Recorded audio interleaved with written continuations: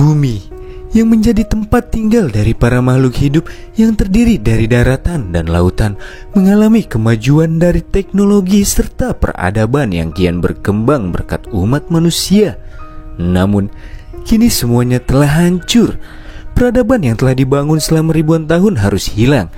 Para manusia kini mengalami kemunduran akibat seluruh daratan kini telah tertutupi oleh air.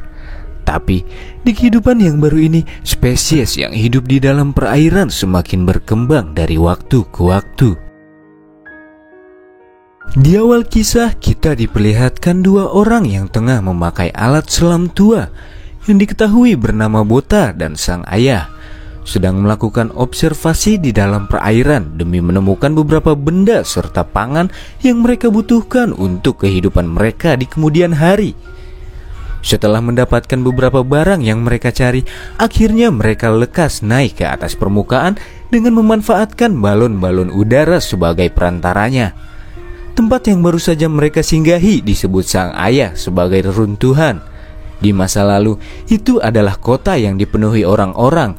Namun bangunan yang dilihat Bota di bawah air kini nampak terlihat suram dan menakutkan. Setelah naik ke atas, terlihat sebuah kapal yang menjadi tempat tinggal mereka. Serta terlihat seorang anak yang merupakan adik dari Bota yang bernama Lita. Di atas kapal, Bota dan Lita bertanya kepada sang ayah, apakah benar masih ada manusia yang masih hidup dan berada di tempat yang berbeda dari mereka. Sang ayah pun mengiyakan pertanyaan tersebut dengan alasan mereka belum bertemu manusia lainnya karena lautan itu sangatlah luas. Dan sampai hal itu terjadi, sang ayah akan melindungi anak-anaknya sekuat tenaga. Di atas kapal, mereka memiliki masing-masing tugasnya tersendiri. Sang ayah bertugas memburu dan perbaikan, Bota bagian konsumsi, dan Lita bagian mencuci serta bersih-bersih. Dan penjelajahan di dalam reruntuhan adalah pekerjaan sang ayah. Namun akhir-akhir ini dia membiarkan Bota untuk memasuki reruntuhan bersamanya. Itulah bagaimana mereka mendapatkan semua barang yang mereka butuhkan di lautan, serta sebuah aturan mutlak yang harus mereka lakukan yang dibuat sang ayah, yang mana dikala matahari mulai terbenam mereka diharuskan untuk bergegas masuk ke dalam kabin kapal. Hal itu mereka lakukan untuk menghindari para monster yang mulai aktif di malam hari.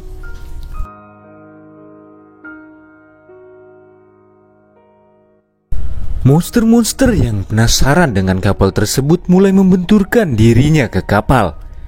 Sang ayah akan memeluk mereka untuk meredakan rasa takut mereka, serta melepasnya setelah monster-monster tersebut pergi dari sana.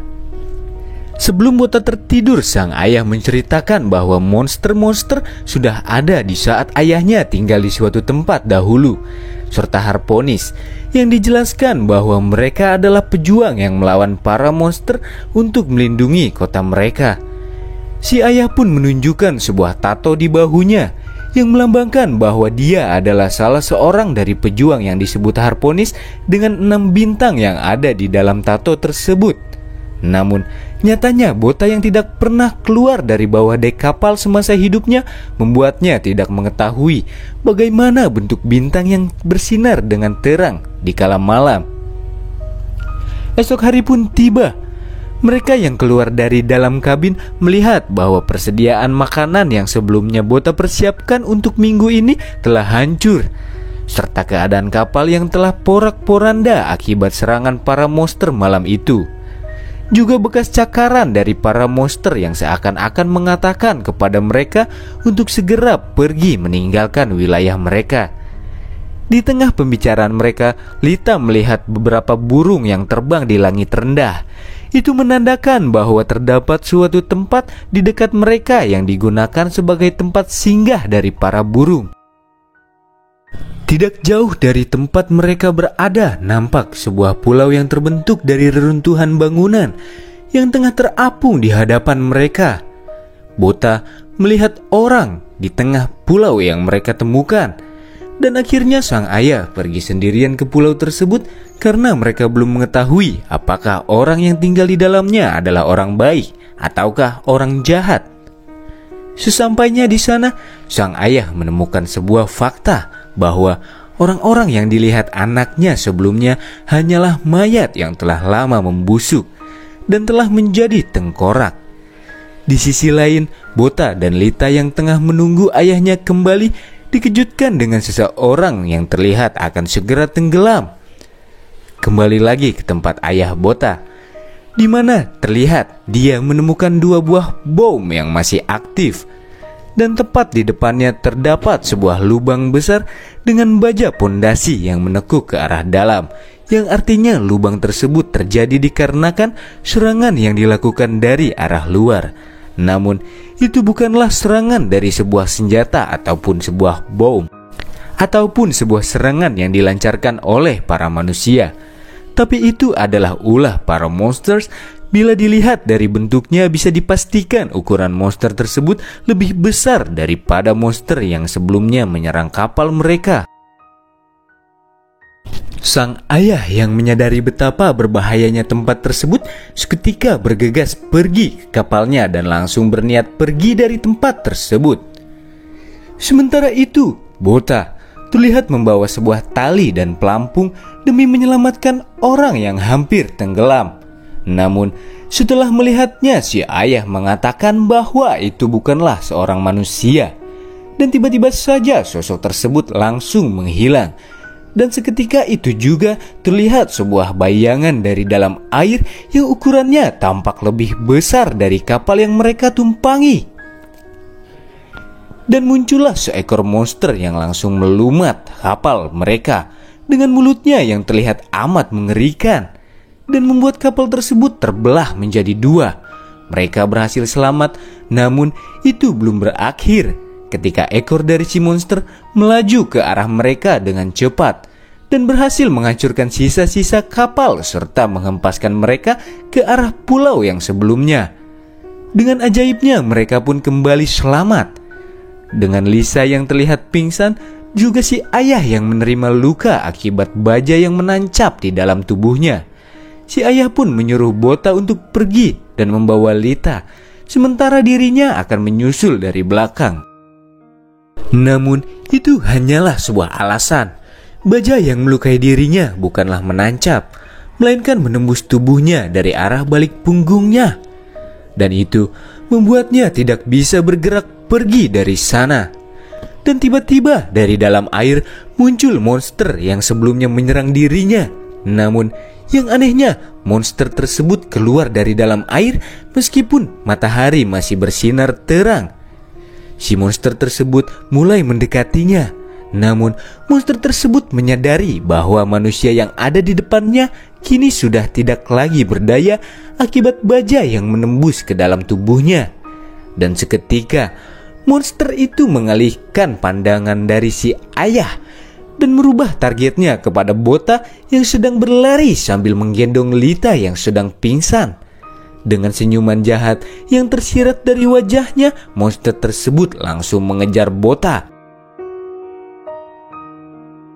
Taring-taring yang terbuka lebar menandakan betapa siapnya sang monster untuk melahap bocah di depannya. Bota pun berhasil masuk ke sebuah ruangan dan menghindari taring-taring yang sudah bersiap untuk mengunyah dirinya. Karena tubuh yang terlalu besar, akhirnya si monster mengeluarkan sebuah tentakel yang mencoba menangkap Bota. Dan seketika tentakel tersebut berubah bentuk menjadi runcing, dan itu langsung menghujamkan serangan tanpa arah. Bota berhasil menghindarinya dan bersembunyi di balik sebuah bangunan hingga monster tersebut berhenti untuk menyerang. Di balik hamparan debu yang bertebaran di udara akibat serangan tersebut, muncullah sang ayah yang terlihat baik-baik saja. Namun nampak sesuatu yang berbeda pada dirinya. Dan seketika orang tersebut berubah menjadi sebuah tentakel monster yang langsung menyeret Bota keluar dari tempat tersebut, di mana sang monster telah membuka mulutnya untuk segera memakannya.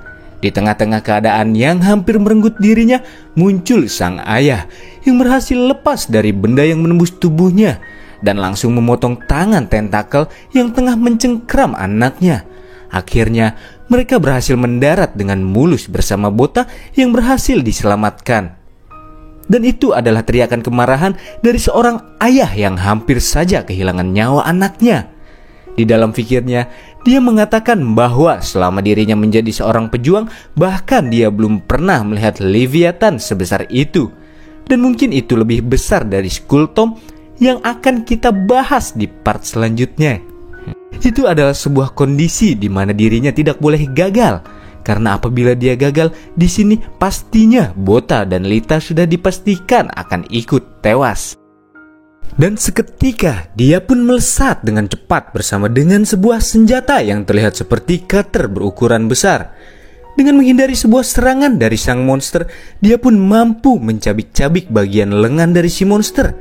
Dia pun melompat dan berlari di atas tubuhnya dan membuat sebuah sayatan panjang di tubuh monster tersebut. Setelah dirinya dapat mendarat dengan mulus, tiba-tiba saja sebuah serangan tentakel berhasil mengibasnya jauh ke sebuah dinding dan itu menyebabkan luka yang cukup perih. Sebelum si monster berhasil melahapnya, muncul sebuah harapan untuk kabur. Dengan memotong tali yang terkait pada sebuah kail, dia pun berhasil naik ke atas dan berpegangan dengan sebuah tiang dan memanfaatkan benda tersebut untuk menusuk sang monster, dan itu berhasil menembus tubuhnya. Di sisi lain, Bota yang melihat kejadian tersebut merasa takjub dengan kekuatan sang ayah yang mampu bersanding dengan monster mengerikan di hadapannya. Tiang yang menusuk tubuh sang monster dimanfaatkan sebagai pijakan dan langsung dilanjutkan dengan serangan tusukan bertubi-tubi yang dengan brutalnya dapat menambah luka yang dirasakan pada tubuh sang monster. Namun tiba-tiba saja pijakan yang menopang di kakinya hancur dan seketika tubuh sang ayah langsung tertusuk oleh taring-taring yang terlihat begitu tajam.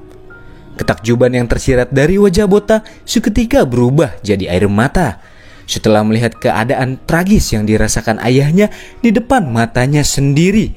Dengan wajah cemasnya, sang ayah melihat Bota dan berucap di dalam pikirannya, "Ayah selalu mengkhawatirkan kalian berdua. Di saat kamu menyelam dan tidak kunjung terlihat ke permukaan, dadaku merasa berdebar-debar dengan kencang. Di malam hari, saat aku memeluk kalian berdua, aku mungkin tersenyum di depan kalian, tapi aku merasa sangat ketakutan. Takut akan kehilangan kalian berdua.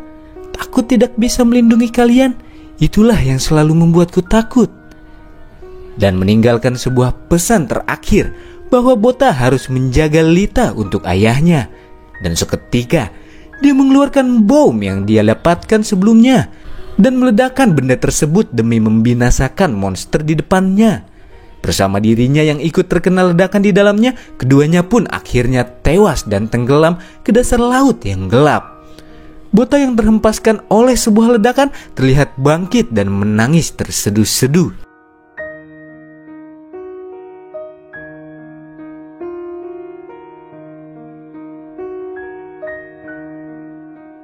Bota yang baru saja terbangun dari mimpi buruknya langsung menyadari satu hal, yaitu bahwa selama ini sang ayah selalu melindungi mereka dari para Leviathan dari lautan. Dia melakukan itu setiap hari tanpa kenal lelah. Namun itu tak akan terjadi lagi karena mereka mulai dari sekarang akan dipaksa hidup secara mandiri. Lita yang sebelumnya pingsan terlihat sangat murung setelah menyadari tidak ada ayahnya di sekitarnya. Dia pun bertanya kepada sang kakak tentang kepergian ayahnya. Namun Bota yang tak sanggup menjawab pertanyaan darinya hanya bisa memeluk adik kecilnya yang menangis sesegukan di kala itu. Dan dilanjutkan dengan mereka yang mencari benda-benda yang mungkin saja masih bisa mereka manfaatkan. Di tengah pencarian tersebut terdengar suara keroncong perut dari sang adik. "Tidak, aku tidak lapar," ucap Lita. Dan akhirnya suara receh itu pun terdengar kembali. Dan Bota memutuskan untuk pergi mencari makanan. Namun sebelum itu dia membuat alat yang akan dia gunakan untuk menangkap para ikan. Dan itu adalah sebuah tombak dengan garpu sebagai matanya.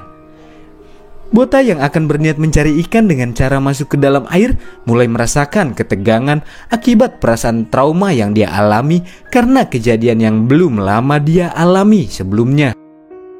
Begitu juga dengan Lita yang langsung menarik tangannya karena merasa khawatir akan para monster yang suatu saat bisa saja kembali ke hadapan mereka.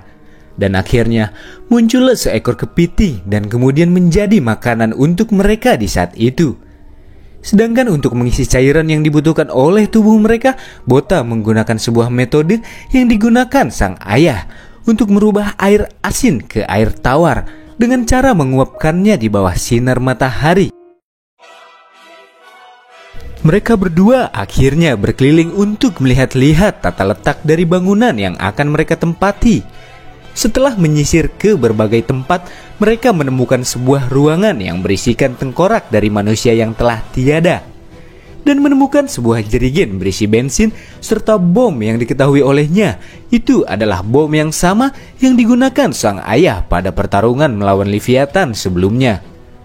Bota yang berniat untuk menetap di sana menyadari bahwa untuk dapat tetap bertahan di sana, dirinya harus pergi untuk mencari makanan dengan berburu. Serta pedang peninggalan dari sang ayah yang akan dia gunakan untuk melindungi sang adik, karena bagaimanapun juga itu adalah permintaan terakhir dari sang ayah.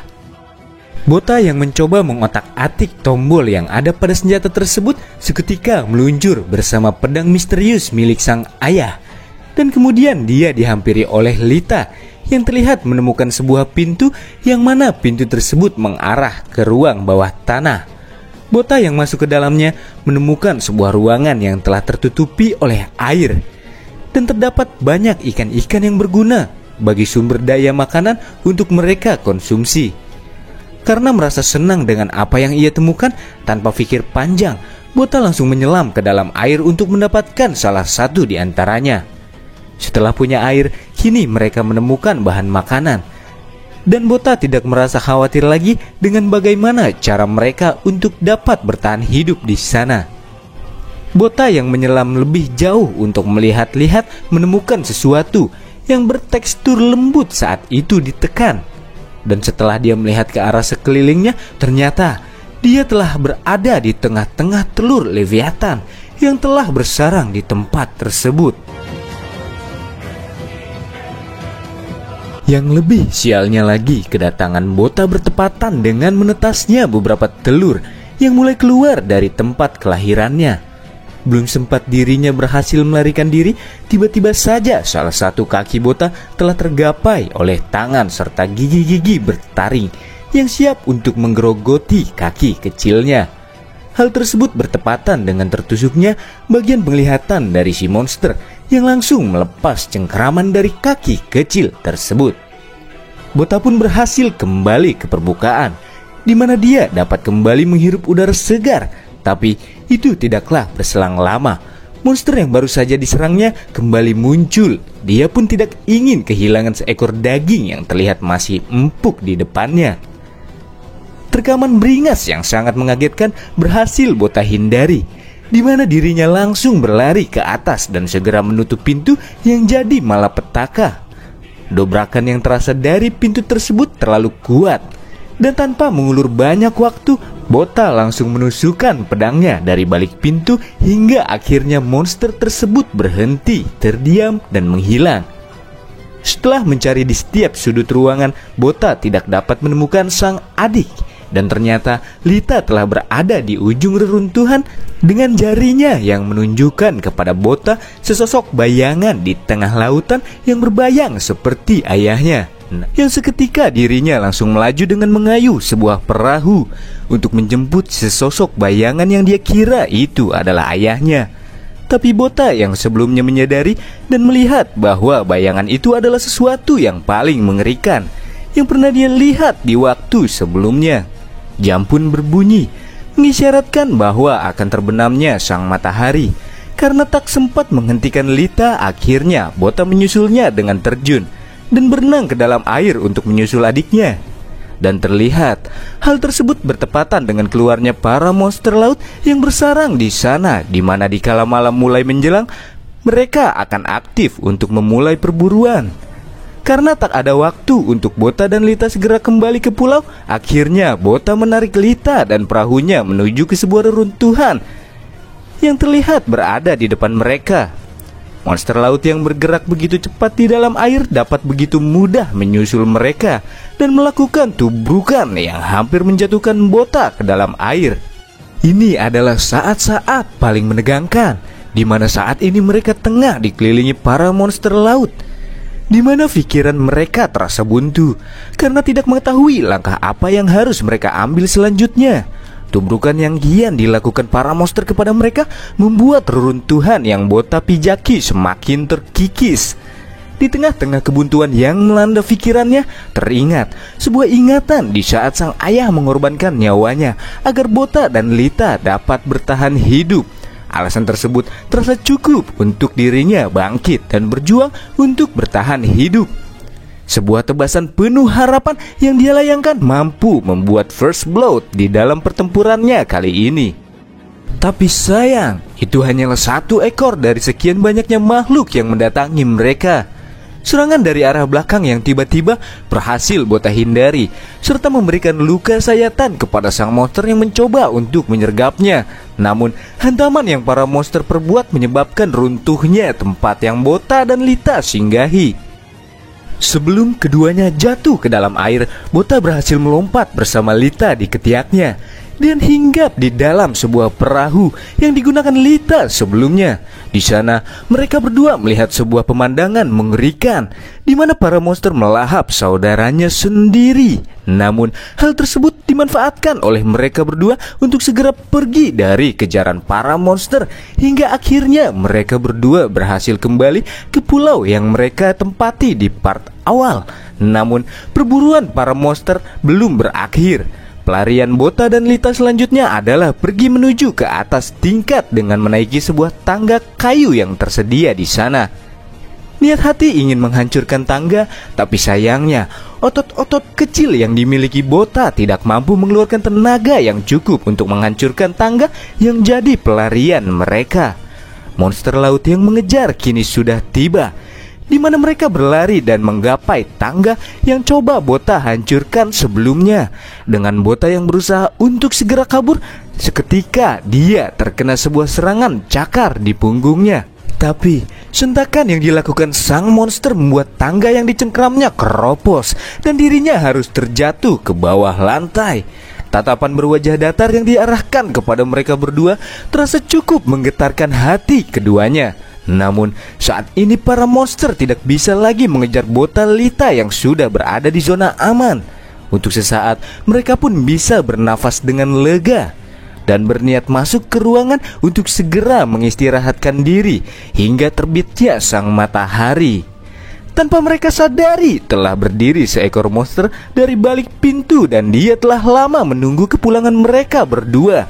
Itu adalah monster yang dihadapi Bota di part pertama, di mana sang monster menghempaskan dan mengunci Bota ke bawah lantai dengan taring-taring tajam yang siap menembus kulit mulusnya. Tanpa pikir panjang, Lita menambahkan sebuah luka tepat di bagian penglihatan yang satunya dan membuat targetnya berubah kepada Lita saat ini. Namun, serangan tersebut membuat penglihatannya ngeblur dan menghilang. Kini sang monster hanya bisa mengandalkan indera penciumannya saja. Tapi itu tidaklah mengubah fakta bahwa monster yang ada di depannya saat ini terasa sangat mengerikan. Dan seketika Bota membuat suara gaduh dengan jerigen bensin demi mengalihkan perhatian sang monster kepada adiknya. Tanpa sedikit pun keraguan di hatinya, Bota lekas saja melemparkan jerigen dengan bensin yang terisi penuh dan menghindari serangan yang membuat monster tersebut menabrak bagian dinding. Bota yang langsung bangkit membuat percikan api dari pedangnya dan menyulutkan kobaran api yang besar dan membuat monster tersebut terpanggang di dalamnya. Sebuah kotak nampak terjatuh di sana, di mana kotak tersebut berisikan sebuah bom. Dengan Bota yang melihat kejadian tersebut langsung bergegas naik ke atap, dan terjadilah sebuah ledakan dahsyat yang meluluh lantahkan tempat yang terkena ledakan tersebut. Telur-telur monster yang berada di bawah reruntuhan di sana ikut hancur tertiban puing-puing yang berserakan di mana-mana. Bota dan Lita yang melompat keluar berhasil selamat dari ledakan berbahaya barusan dan menepi di antara puing-puing reruntuhan yang masih tersisa. Tapi kesialan mereka ternyata belumlah berakhir, monster-monster belum sepenuhnya tewas. Masih banyak yang tersisa di antara mereka yang terkena ledakan barusan. Mereka berdua kini benar-benar telah tersudutkan, tanpa tahu lagi apa yang harus mereka perbuat selanjutnya.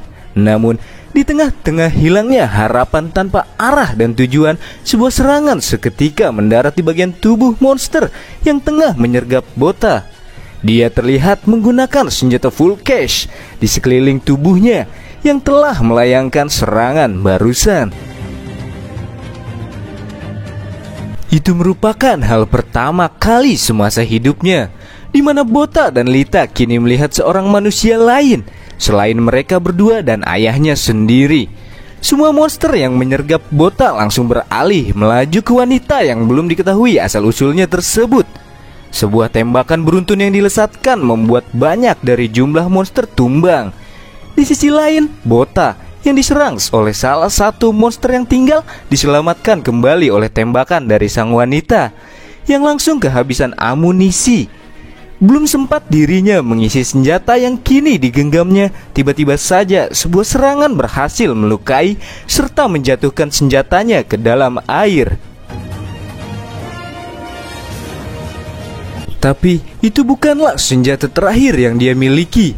2 buah pedang ganda yang ada di punggungnya akan beraksi kali ini. Dengan melesat dan beraksi bagaikan serangan angin tornado, membuat para monster tak berkutik sedikit pun di hadapannya. Tebasan demi tebasan terus-menerus dapat melumatkan musuh-musuh yang terlihat begitu mudahnya. Para monster yang terlihat begitu ganas sebelumnya terlihat menciut di hadapan kekuatan yang tidak masuk akal di depan mereka. Melihat kebrutalan dari serangan yang dilakukan oleh seorang manusia sendirian saja, pertarungan pun telah berakhir dengan singkat.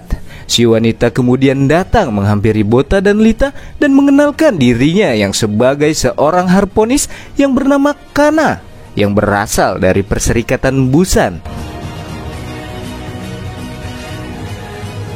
Terbitnya matahari memperlihatkan kepada mereka sebuah kapal berukuran sangat besar, yang besarnya bagaikan sebuah pulau. Bertepatan dengan hal tersebut muncullah sebuah kapal selam yang berisikan rekan Kana yang juga seorang harponis yang diketahui bernama Brune, yang baru saja tiba setelah tertinggal oleh Kana yang bergerak begitu cepat. Tapi bukan hanya Brune, ada beberapa harponis lainnya yang mengisi kapal selam tersebut. Sementara itu, di atas kapal terlihat manusia yang muncul. Bota dan Lita kini merasa lega karena bisa selamat sampai hari ini setelah sekian lama mengarungi lautan bersama ayahnya serta serangkaian tragedi yang telah menimpa mereka. Pastinya hal tersebut takkan pernah memudar di dalam hati dan pikiran mereka. Sorotan lampu yang begitu terang menunjukkan sisa-sisa pertempuran dari sebuah pertarungan yang begitu mengerikan. Di sisi lain, di dalam air dari tempat tragedi tersebut terjadi, terlihat beberapa penyelam yang diketahui salah satu dari mereka adalah seorang dokter yang bernama Dr. Void dan sedang berbicara dengan Kana melalui sebuah alat komunikasi. Dia sedang melakukan penelusuran di area tersebut demi mencari beberapa spesies untuk dia teliti, di mana dirinya dikagetkan dengan ditemukannya telur-telur monster yang telah hancur.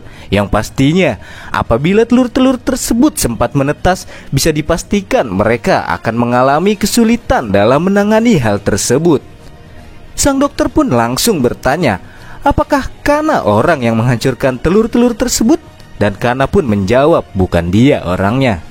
Dilanjutkan dengan salah satu penyelam yang memberitahu kepada si dokter bahwa dia menemukan sesuatu yang setelah dia lihat itu adalah sesuatu yang lebih mencengangkan dari telur-telur sebelumnya. Tepat di depan matanya telah terbaring kaku seekor monster yang ukurannya lebih dari 50 meter. Yang diketahui monster tersebut adalah salah satu dari 7 iblis lautan yang bernama Kentrasi. Dengan wajah yang berkeringat dingin, sang dokter langsung bertanya kepada Kana, apakah benar monster tersebut dibunuh olehnya. Kana yang ikut kaget setelah mendengar hal tersebut langsung menjawab, itu juga bukan aku yang membunuhnya. Lalu siapa? Pastinya kejadian tersebut tidak mereka ketahui karena faktanya yang mengetahui semua rentetan tragedi tersebut hanyalah Bota dan Lita. Kana yang melihat sebuah senjata yang tertancap di tubuh monster yang digunakan Bota sebelumnya, menyadari adanya keterkaitan antara dirinya dengan semua insiden yang terjadi di sana. Di sisi lain, di tempat kejadian perkara terlihat Bota dan Lita yang telah diamankan oleh seorang pegawai negeri yang sedang menginterviunya. Bota pun menjelaskan secara singkat tentang dirinya yang telah terapung selama 10 tahun lamanya, serta ayahnya yang tewas dibunuh oleh monster laut.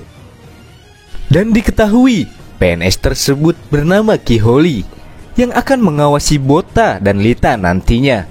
Bota yang bertanya tentang orang-orang yang ada di sana mengetahui bahwa orang-orang ini disebut Harponis yang merupakan pejuang seperti ayahnya, serta Kana yang disebut Ki Holi sebagai orang spesial yang mana Kana memiliki 3 bintang di tatonya.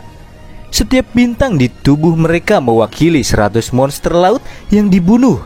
Banyak Harponis yang telah tewas, bahkan sebelum mereka mendapatkan 1 bintang pun.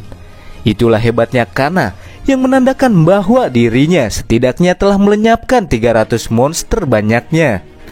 Bota pun lantas bertanya, berarti 6 bintang telah membunuh 600 monster dong? Sang PNS pun langsung tertawa dan mengatakan tidak mungkin. Harponis bintang 4 adalah yang tertinggi di perserikatan. Jika memang benar ada Harponis bintang 6, pastinya dia sudah menjadi legenda, ucap si PNS. Tapi di dalam ingatan Bota jelas-jelas bahwa ayahnya memiliki 6 bintang pada tatonya. Dan akhirnya Bota dan Lita telah mendapatkan izin untuk naik ke kapal, sedangkan Kana pergi dengan membawa senjata Bota di pinggangnya. Saat ini Bota dan Lita telah sampai di kapal besar Perserikatan Busan, di mana mereka akan diberikan sebuah rumah sebagai tempat bernaung untuk mereka nantinya. Dengan syarat jangan sampai menimbulkan masalah di tempat mereka nantinya. Jika sampai ada masalah yang terjadi, terpaksa mereka harus diusir dari kediaman mereka.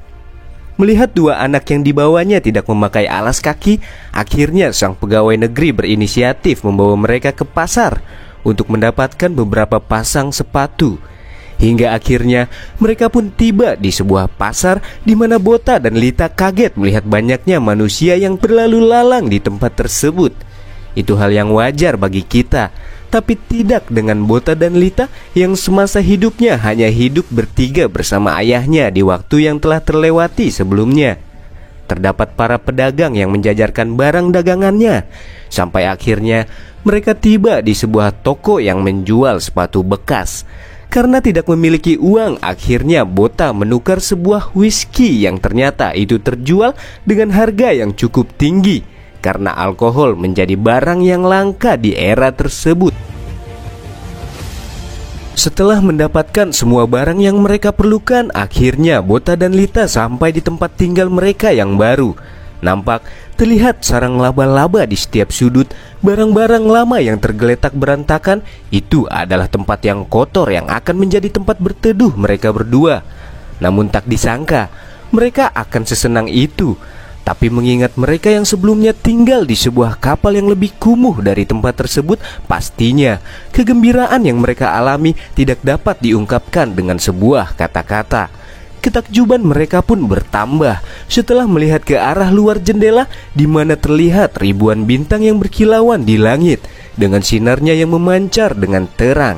Itu juga merupakan kali pertama yang mereka lihat di masa hidupnya.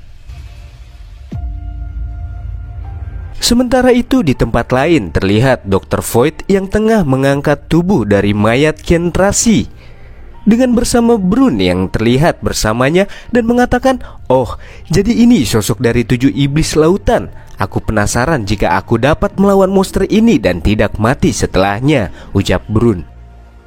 Namun Dr. Void memiliki pikiran yang berbeda dengannya, di mana di dalam pikir sang dokter dia merasa hampir gila karena terlalu senang akan meneliti spesies Kentrasi yang merupakan puncak predator di dalam lautan. Di sisi lain, Kana yang telah tiba di suatu tempat di mana terlihat seorang pria yang diketahui bernama Sting yang merupakan seorang teknisi tengah memeriksa senjata milik Bota yang dibawa oleh Kana sebelumnya. Dia pun mengatakan kepada Kana bahwa itu adalah asli pedang dari seorang harponis. Kana yang mengetahui sesuatu tentang senjata tersebut mengatakan ini pasti miliknya, Leviathan Slayer, harponis legendari bintang 6 Theonma. Akan ada pertumpahan darah. Anak-anak tersebut tidak bisa tinggal di sini. Dilanjutkan dengan Kana yang telah kembali ke dalam ruangan miliknya, di mana dia terlihat duduk di samping sebuah jendela sambil merenung di dalam hatinya, di mana kita diajak flashback ke masa lalunya yang berumur 14 tahun. Dan diketahui bahwa Kana dulunya adalah seorang pengungsi di lautan lepas, di mana dia hidup bersama orang tuanya. Mereka mengambil benda-benda yang ada di dasar laut yang kemudian dijual kembali demi bertahan hidup. Para pengungsi menjual besi tua pada Perserikatan Busan dan mendapatkan persediaan sebagai imbalannya. Kapal besar yang kini dilihatnya adalah dambaan bagi setiap gadis muda sepertinya. Orang-orang yang tinggal di dalamnya akan terhindar dari monster laut maupun gelombang laut yang besar. Semua pengungsi pastinya ingin menjadi warga negara asli dari Perserikatan Busan. Kehidupan pengungsi pun sangat mengerikan. Sering terjadi kecelakaan, juga serangan dari para monster laut, sehingga tiap harinya pasti selalu ada orang-orang yang tewas di sana. Hingga akhirnya para pengungsi menemukan tempat peninggalan industri berat Masuda. Setelah salah satu dari penemuan tersebut diangkat, ternyata besi tua itu adalah unit eksplorasi laut dalam yang digunakan oleh peradaban tua untuk penyelaman. Itu merupakan sebuah harta karun bagi mereka. Dengan menukarkan benda tersebut kepada Perserikatan, sudah dipastikan mereka akan dianggap sebagai warga negara di dalam tempat tersebut, yang artinya mereka tidak harus berlayar lagi di kemudian hari. Orang-orang pun terlihat gembira dengan penemuan dari peninggalan yang kini mereka temukan. Tapi mereka tidak mengetahui bahwa kejadian tersebut hanyalah sebuah awal dari kehancuran yang akan menimpa mereka. Skutom yang merupakan salah satu dari 7 iblis lautan tiba-tiba saja telah berada di kapal mereka. Sang ibu pun harus terenggut nyawanya akibat keganasan dari makhluk tersebut. Serangan yang dilancarkan orang-orang tidak satu pun membuahkan hasil. Cangkang tebal yang dimilikinya semakin mempersulit keadaan. Bahkan pengungsi yang berada di luar kapal tersebut harus hancur di saat sebuah duri yang tak terhitung jumlahnya terlesatkan dari tubuhnya. Sementara itu, Kana dan ayahnya yang masih hidup pergi ke ruang operator bersama satu orang lainnya yang tidak diketahui namanya, di mana mereka mencoba menghubungi Perserikatan Busan dengan harapan orang-orang di sana dapat membantu mereka di dalam keadaan krusial tersebut. Namun, sangat disayangkan, tak sepatah kata pun jawaban yang mereka dapatkan. Hingga akhirnya suara dari kengerian tersebut sampai di telinga seorang pria yang tengah memancing dengan santainya di tengah-tengah lautan di malam itu. Di sisi lain, sang ayah yang masih mencoba menghubungi Perserikatan akhirnya dapat terhubung. Namun itu hanya sesaat saja, dan tiba-tiba panggilan tersebut seketika ditutup dari Perserikatan. Dengan capit besarnya sang monster menghancurkan serta menyeret sang ayah, di mana dirinya langsung tewas di depan mata Kana sendiri. Kana yang kini tinggal sendirian tanpa orang tuanya merasa pasrah dengan keadaan di mana sebuah serangan capit mengarah tepat ke tubuh mulusnya.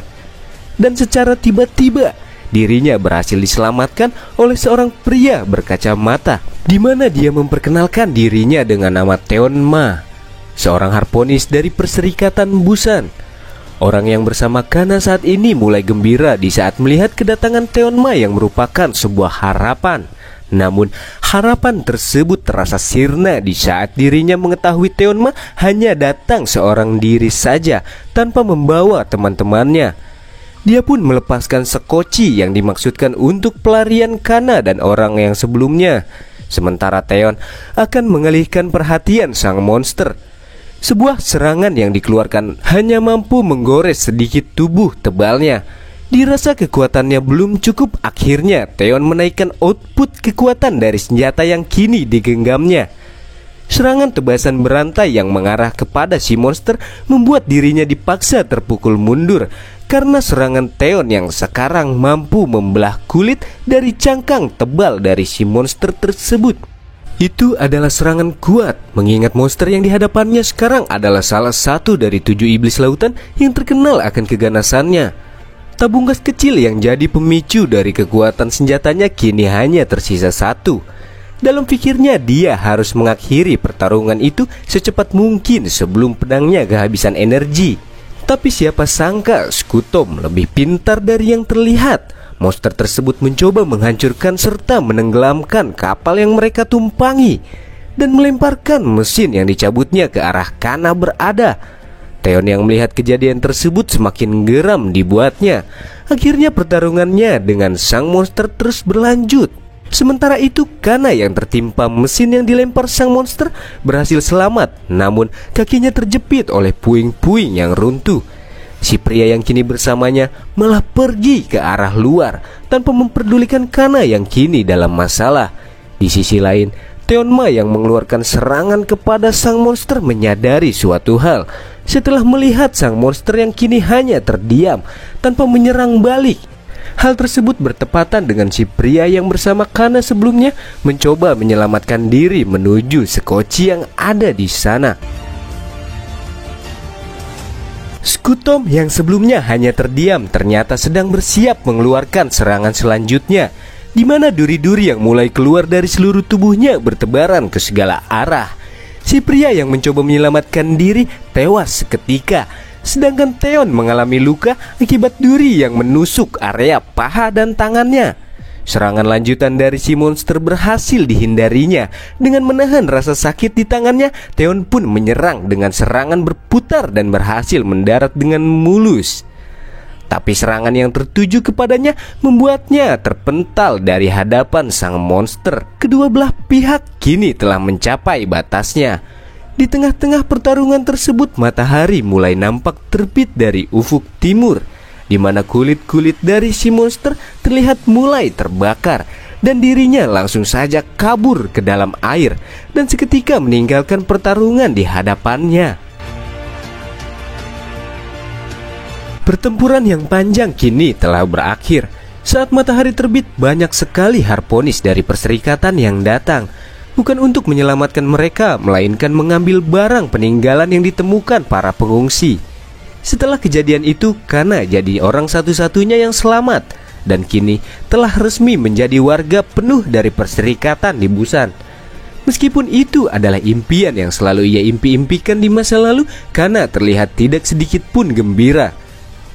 Singkat cerita, Kana yang kini telah berada di dalam kapal perserikatan Busan bertemu dengan 3 orang pria yang sedang membicarakan tentang kejadian pengungsi yang sebelumnya. Mereka adalah harponis dan diketahui salah satu dari mereka adalah orang yang dikirimkan sinyal SOS dari ayah Kana sebelumnya. Namun pria tersebut menolak panggilan SOS itu dengan disengaja, yang membuat para pengungsi tewas dan mereka mendapatkan harta karun dari peninggalan Masuda secara cuma-cuma. Kana yang mendengar perkataan tersebut tak lagi sanggup membendung emosinya. Apalagi kata-kata yang keluar dari mulut pria tersebut semakin membuatnya gerah. Pecahan botol kaca yang dia arahkan tidak mampu membuat luka karena Kana saat ini masih bisa dibilang lemah. Dan akhirnya tangannya pun diborgol dan langsung dihajar habis-habisan oleh ketiganya. Kana pun terlihat tak berdaya dalam insiden tersebut. Di tengah kejadian tersebut, Theon yang masih dalam tahap pemulihan datang dan langsung menarik tangan pria yang memukuli Kana dan langsung dipelintirnya hingga berputar bagaikan gasing mainan anak-anak, dan pria tersebut langsung menubruk ke arah dinding. Theon pun berkata, "Apa yang kalian lakukan kepada wanita yang sedang terluka? Dasar bodoh." Si pria yang bangkit dan berniat melawan seketika menciut di hadapan amarah yang kini terlihat menggebu-gebu yang dikeluarkan oleh sang legenda Theonma. Melihat orang-orang yang di depannya kini bukan lawan yang bisa mereka bully, akhirnya mereka pun langsung pergi dengan sedikit nada ancaman yang keluar dari mulutnya. Hingga akhirnya mereka berdua pergi ke suatu tempat dan berbincang-bincang dengan santai. di mana Teonma mengatakan bahwa kehidupan di sana tidak jauh berbeda dengan kehidupan di dalam pengungsian. Yang kuat melahap yang lemah. Jika ingin bertahan hidup di sana, seseorang harus menjadi kuat. Yang berbeda hanyalah kini dia harus melawan manusia, bukannya para monster. Yang akhirnya mulai saat itu Kana memutuskan untuk menjadi seorang harponis. Dengan tekadnya yang kuat, dia berniat untuk membunuh semua monster yang ada di lautan. Itulah bagaimana dirinya menjadi seorang harponis hingga saat ini. Hutang budi kepada Theon tidak dapat hilang begitu saja. Dalam pikirnya, apakah Theon sengaja mengirim anak-anaknya ke sana supaya dirinya bisa melindungi Bota dan Lita? Hari pun telah berganti. Para manusia di atas kapal mulai beraktivitas kembali untuk mengisi hari serta kebutuhan hidup mereka dengan bekerja keras. Itu juga berlaku untuk Bota yang kini sebagai tulang punggung, di mana Bota nampak sedang melamar pekerjaan ke sana kemari. Namun karena berbagai alasan, tidak satupun pekerjaan yang berhasil ia dapatkan. Namun di tengah keterbatasan akan uang yang dia miliki, ia tetap memberi sedikit yang dia miliki kepada orang yang lebih membutuhkan daripada dirinya.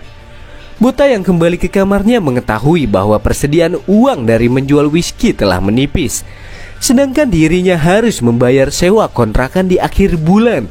Itu adalah sebuah dilema bagi setiap insan yang merasakannya. Hingga akhirnya Ki Holi pun datang ke sana dan akan merekomendasikan sebuah pekerjaan untuk Bota. Namun pekerjaan itu akan sedikit berbahaya untuknya. Dan dilanjutkan dengan tibanya mereka di sebuah tempat yang berlokasi di area pipa di lantai paling dasar. Singkat cerita, atas rekomendasi dari Ki Holi, Bota akhirnya mendapatkan pekerjaan sebagai teknisi pipa di sana dan langsung memulai pekerjaannya hari itu juga. Sementara itu, seorang pria yang tengah membawa cetak biru dari tempat tersebut mengatakan bahwa pipa-pipa di sana sekarang sangat berantakan. Tidak ada satupun yang cocok dengan bagian pipa di sana. Itu adalah hal biasa. Lagi pula kapal ini telah berusia lebih dari 100 tahun. Ucap seorang pria tua alias si bos yang bernama Huorong. Bos Huorong adalah seorang tukang pipa veteran yang sudah bekerja di sana selama 40 tahun dan tahu banyak sejarah tentang kapal tersebut, yang akhirnya dia menceritakan asal muasal kapal besar itu serta terbentuknya dunia tanpa daratan kepada Bota. Jatuhnya komet tidak dapat diprediksi oleh umat manusia. Pecahan es jatuh ke bumi setelah komet bertabrakan dengan bulan. Dan ketinggian laut mulai naik akibat hujan yang terus turun selama 70 tahun tanpa henti. Karena permukaan laut naik dengan cepat, orang-orang mulai membuat kapal. Dan kapal tersebut dinamakan Perserikatan Busan, dengan harapan suatu hari nanti akan kembali ke Busan. Itu adalah kapal yang lebih tua umurnya daripada si bos. Bila tidak dipelihara dengan baik, pastinya kapal tersebut akan segera tenggelam. Dari situlah Bota menyadari bahwa mereka adalah orang-orang penting di balik layar. Karena tanpa adanya mereka, kapal besar tersebut tidak akan berlayar sebagaimana mestinya. Namun tiba-tiba saja terjadi penyumbatan di salah satu pipa yang menyebabkan aliran airnya kembali. Dan itu merupakan kejadian yang buruk bila dibiarkan begitu saja. Sementara itu, Lita yang tengah menyiram tanaman setelah membersihkan kamarnya sedang menunggu kepulangan sang kakak. Ketukan pintu yang baru saja terdengar, yang mana Lita kira itu adalah Bota yang telah tiba. Tapi ternyata itu adalah 3 orang harponis yang mengaku sebagai teman lama ayahnya. Yang tidak lain, wajah tersebut nampak tidak terasa asing bagi kita.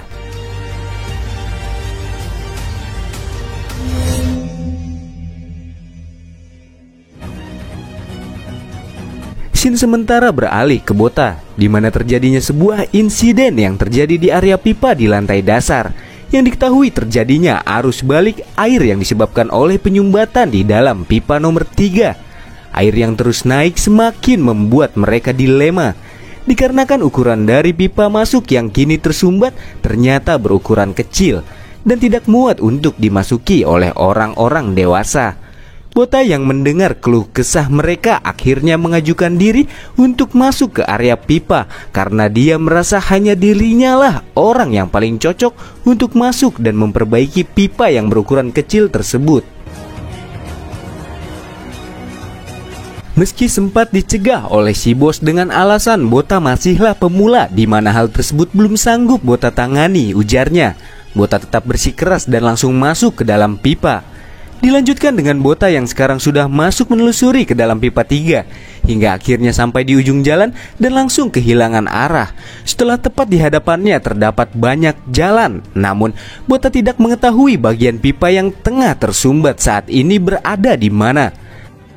Sebuah upaya dilakukan oleh para anggota teknisi yang mana mereka mulai menggetok-getok pipa yang kini tersumbat dengan harapan agar itu menjadi sebuah penunjuk jalan untuk Bota yang dalam pikir si bos pastinya Bota yang seorang pemula belum mengetahui tata letak dari pipa-pipa di sana. Berkat arahan mereka, Bota akhirnya sampai di pipa yang saat ini menjadi masalah, di mana Bota berhasil melancarkan aliran air yang sebelumnya terbendung. Tapi sialnya, sebuah sepatu yang hanyut langsung menghantam wajahnya. Karena tak bisa bernafas, akhirnya bocah tersebut hanyut terbawa air yang deras. Di sisi lain, air yang mulai terlihat surut di dalam area menandakan Bota berhasil memperbaiki pipa yang sebelumnya tersumbat. Tapi anehnya, Bota yang masuk ke dalamnya tak kunjung terlihat meskipun waktu telah berlalu selama 12 menit. Sementara itu, Bota yang mulai kehabisan nafas karena jarak tempuh untuk keluar cukup jauh dari tempatnya berada sekarang, dan akhirnya tubuhnya mulai melemas dan kesadaran dirinya mulai menghilang. 30 menit pun telah berlalu, di mana segala cara telah dilakukan si bos agar Bota kembali ke sana. Namun hal tersebut nampak tak membuahkan hasil. Terlihat dari wajah para teknisi yang mengatakan seakan-akan nyawa Bota kini sudah tak terselamatkan lagi. Di tengah-tengah rasa bersalah yang kini melanda si bos, akhirnya Bota keluar dengan mata yang mulai memerah. Kini nyawanya berhasil terselamatkan. Dengan si bos yang sangat mengkhawatirkan dirinya langsung saja memeluknya dengan kekuatan dari pelukan yang terlalu besar. Sampai-sampai Bota menyemburkan air yang tertelan ke dalam tubuhnya. Berkat insiden tersebut, Bota akhirnya diterima secara terbuka oleh si bos, dan dia pun resmi bergabung menjadi salah satu pekerja teknisi pipa.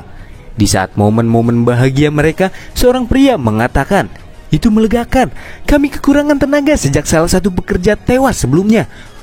Ucapan yang keluar dari mulutnya langsung menghancurkan momen yang berharga begitu saja. Dan dilanjutkan dengan bersulang untuk tukang pipa yang baru, di mana semua orang terlihat bahagia, itu juga termasuk si pria dengan mulut embernya. Bota yang telah selesai dengan pekerjaannya membawa beberapa makanan untuk sang adik yang tengah menunggu kepulangannya. Sesampainya di sana, Lita terlihat sudah berada di balik pintu dan terlihat hanya terdiam duduk di sebuah bangku hingga akhirnya Lita berteriak, "Lari Bota!" Yang seketika itu juga sebuah cengkraman tangan langsung mengarah kepadanya hingga membuat makanan yang dibawanya terlempar ke udara bersama dirinya yang kini terpojokan oleh seorang harponis yang telah lama menunggu kepulangannya. Yang ternyata dugaan kita selama ini benar adanya. Dia adalah seorang harponis yang memiliki dendam lama kepada Theon yang tidak lain ayahnya si Bota, di mana dirinya mengetahui Bota setelah mendapat laporan yang menunjukkan bahwa Bota dan Lita yang merupakan anak dari pejuang legendaris itu baru saja diterima sebagai warga di Perserikatan Busan. Sambil menjambak rambut bocah di depannya, dia pun berkata bahwa ayahnya yang telah tewas adalah seorang pengkhianat di Perserikatan Busan. Dan Bota pun berpikir sejenak, apakah ucapan dari orang yang ada di depannya saat ini apakah benar atau hanya dibuat-buat saja. Yang dilanjutkan dengan si pria kembali menghajar Bota sambil mengutarakan kembali kepadanya bahwa ayahnya hanyalah seorang kriminal yang sedang dalam masa pelarian selama 10 tahun. Itulah sebabnya Bota dan Lita selama ini tidak pernah sekalipun diajak bertemu dengan manusia lainnya. Juga dikatakan olehnya bahwa Theon adalah seorang pembunuh berantai yang telah membunuh banyak sekali harponis di dalam perserikatan dan merupakan orang yang menghasut terjadinya sebuah revolusi. Namun karena Theon kini telah tewas, akhirnya kekesalan sang pria dilampiaskan begitu saja kepada sang anak. Tentunya kejadian ini membuat darah pemirsa semakin mendidih dibuatnya setelah melihat kelakuan seorang pria tua yang memukuli seorang anak kecil hanya karena alasan dendam lama kepada ayahnya. Di tengah-tengah kegembiraan yang dia rasakan setelah menganiaya sang anak, terdengar suara panggilan darurat dari sebuah speaker yang mengharuskan seluruh Harponis untuk berkumpul ke pos mereka. Itu dikarenakan terjadinya serangan dari monster laut yang tengah menyerang di area luar kapal. Monster tersebut digambarkan dengan tubuh yang berbentuk seperti seekor belut, dan pastinya wajah anehnya membuat bulu kita merinding setelah melihatnya. 3 buah kapal yang tengah diserang oleh monster laut saat ini merupakan tim eksplorasi laut, atau gampangnya kita sebut saja mereka sebagai tim pengintai. Dan kemudian kita diperlihatkan salah satu kapal yang berhasil dikejar oleh para monster laut, di mana orang-orang di dalam kru mereka mulai menjadi lalapan bagi sang monster yang terlihat mulai kelaparan. Dan ternyata kapal tersebut berisi orang-orang awam yang berada di bawah dek kapal yang mereka tumpangi, di mana para monster mulai berhasil membuat celah dan langsung masuk menjalar ke dalam isi kapal demi memenuhi protein harian di dalam tubuhnya. Sementara itu, 2 kapal yang masih utuh mulai melaju dan menaikkan kecepatan mereka. Mereka pun sadar apabila sampai terkejar oleh para monster, itu akan menjadi sebuah akhir dari perjalanan mereka selama hidup di dunia. Sementara itu, di tempat lain, Bota yang kini masih berhadapan dengan si pria yang menghajarnya yang diketahui bernama Dohu dengan pangkat sebagai mayor di dalam perserikatan, di mana Dohu terlihat akan segera meninggalkan mereka karena sebuah panggilan darurat. Sebelum pergi meninggalkan keduanya, Dohu meninggalkan sebuah ancaman kepada Bota dan Lita, yang mana dirinya mengatakan bahwa mulai saat itu mereka berdua akan tinggal di tempat tersebut, di mana hari-hari yang akan mereka jalani bagaikan hidup di neraka. Bota dan Lita akhirnya ditinggal pergi dengan mengunci mereka berdua di dalam kamarnya. Bota yang menyadari betapa berbahayanya orang tersebut mulai berpikir tentang cara keluar dari tempat di mana mereka berada sekarang. Di sisi lain, Kana yang juga mendapatkan panggilan darurat mulai meluncur bersama timnya yang bertujuan untuk menghabisi para makhluk laut yang mencoba menyerang tim pengintai di area luar sisi kapal perserikatan. Pada pertarungan kali ini kita diperlihatkan kemampuan badass dari salah seorang karakter yang bernama Brun. Dengan sebuah pukulan menyakitkan darinya, tubuh salah satu belut berhasil memburai ke udara bebas. Pertarungan tersebut bagaikan sebuah pemanasan untuknya, yang langsung melayangkan pukulan bertubi-tubi yang dengan mudahnya menumbangkan 5 ekor belut yang terbilang cukup ganas bila kita lihat di scene sebelumnya. Sementara itu, Kana dan timnya yang menyerang para belut menggunakan senapan jarum, menyadari fakta bahwa serangan tersebut hanya sia-sia dikarenakan lendir yang dikeluar dari tubuh si belut menghalau semua serangan yang mereka tembakkan. Dilanjutkan dengan para belut yang mencoba membalikan kapal yang mereka serang, di mana monster tersebut mulai memakan salah seorang kru. Namun Kana yang tiba-tiba menyerang dengan jurus tornado andalannya berhasil menyelamatkan nyawa dari pria yang nyaris saja menemui ajalnya. Di sini Kana memiliki sebuah strategi, di mana dirinya akan menarik perhatian sang monster, sementara Brun akan membawa orang-orang ke tempat yang aman. Kana terlihat mengeluarkan suatu cairan yang diketahui bernama feromon yang didapatkannya dari Dr. Void. Itu adalah cairan yang berfungsi sebagai penarik perhatian para monster. Itu berfungsi dengan baik setelah Kana menghancurkan feromon dari wadahnya. Para monster mulai menggila dan langsung mengejar Kana yang berperan sebagai umpan. Sementara itu Bota dan Lita yang terlihat berhasil melarikan diri dari ruangannya yang terkunci sebelumnya melalui sebuah pipa yang menghubungkannya ke area luar, di mana telah berkumpul banyak orang di sana yang terlihat sedang menyaksikan pertarungan Kana yang kini tengah jadi incaran para monster yang mulai menggila. Kana yang menggiring belut tersebut ke arah dinding kapal langsung meneriakkan sebuah aba-aba, di mana sebuah semburan api yang deras keluar dari sana dan seketika memanggang para monster hingga tubuhnya kini berubah menjadi kering dan gosong. Orang-orang biasa yang menyaksikan kejadian tersebut hanya terdiam membisu dengan mulut yang terbuka setelah melihat dengan mata kepala mereka sendiri sebuah pertarungan yang begitu epik dari sang Harponis bintang 3. Sorak-sorai yang begitu ramai terdengar meneriakan nama Kana yang menjadi bintang di dalam pertempuran barusan. Di tempat lain seusai pertempuran dengan para monster, Mayor Dou bergegas kembali ke ruangan Bota sebelumnya. Namun sekarang ruangan tersebut sudah kosong karena Bota dan Lita berhasil kabur dari tempat tersebut. Si Mayor lekas menyuruh para bawahannya untuk mencari kedua anak itu bagaimanapun caranya. Tidak peduli jika itu harus membunuh keduanya, mereka harus membawa Bota dan Lita ke hadapannya. Bota dan Lita yang kini melarikan diri ke tengah pasar mendengar suara gaduh Harponis yang diketahui sedang mencari seseorang. Bota yang merasa bahwa orang-orang tersebut tengah mencari dirinya bergegas lari bersama Lita. Namun Bota menyadari bahwa mereka yang belum lama tinggal di atas kapal itu tidak memiliki tujuan sama sekali untuk mereka singgahi. Seketika dirinya pun kehilangan arah.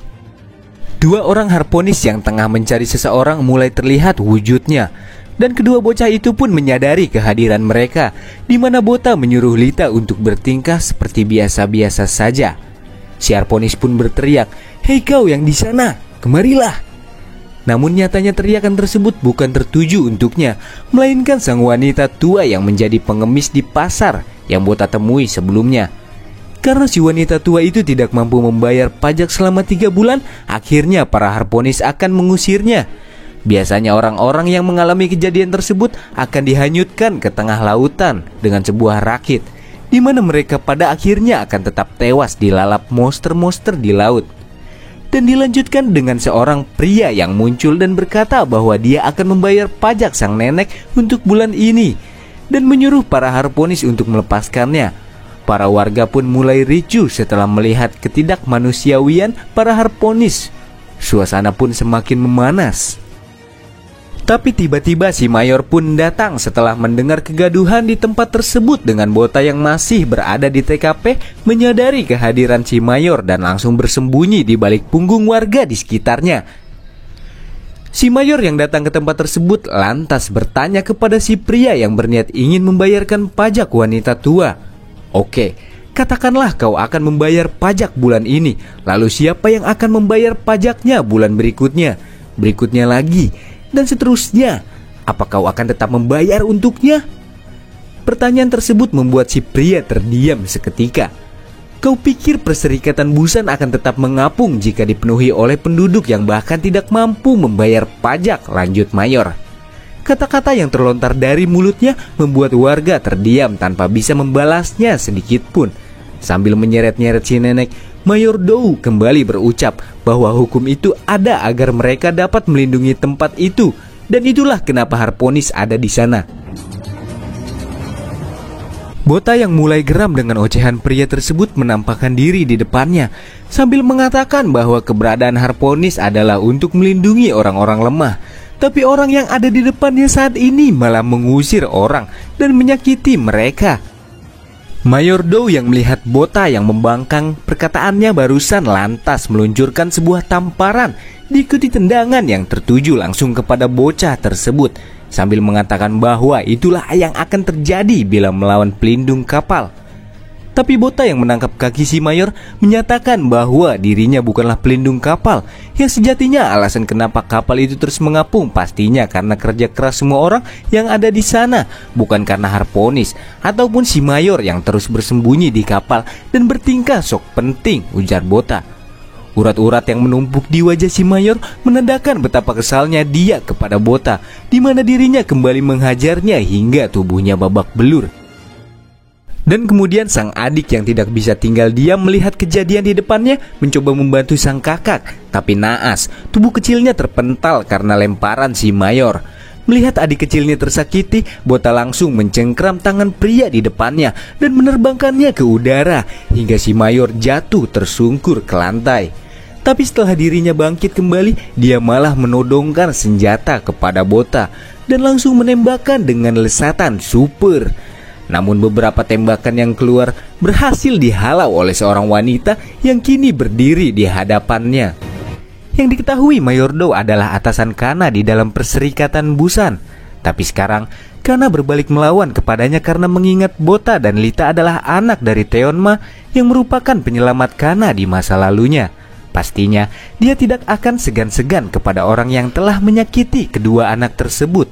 Apalagi orang yang ada di depan mata Kana saat ini, di mana di masa lalunya Kana memiliki pengalaman yang buruk dengan Mayor Dow dahulu. Si Mayor yang datang menghampiri Kana tiba-tiba menyerangnya secara diam-diam. Tapi Kana yang sekarang bukanlah Kana yang dulu. Sekarang dirinya telah tumbuh dan berkembang menjadi harponis yang tangguh. Kana yang mengcounter serangan Mayor barusan berhasil menyayat sedikit wajah dari Mayor Dow. Dilanjutkan dengan serangan lanjutan yang berhasil menyudutkan pria di depannya. Dan akhirnya si Mayor memvonis Kana sebagai seorang pengkhianat yang berani melawan perserikatan, di mana sang Mayor yang sejatinya tak begitu kuat mencoba mengeroyok Kana bersama para bawahannya. Hingga akhirnya Kana menodongkan senjata ke arah mereka dan menembakkan peluru jarum dari senjata yang digenggamnya saat ini.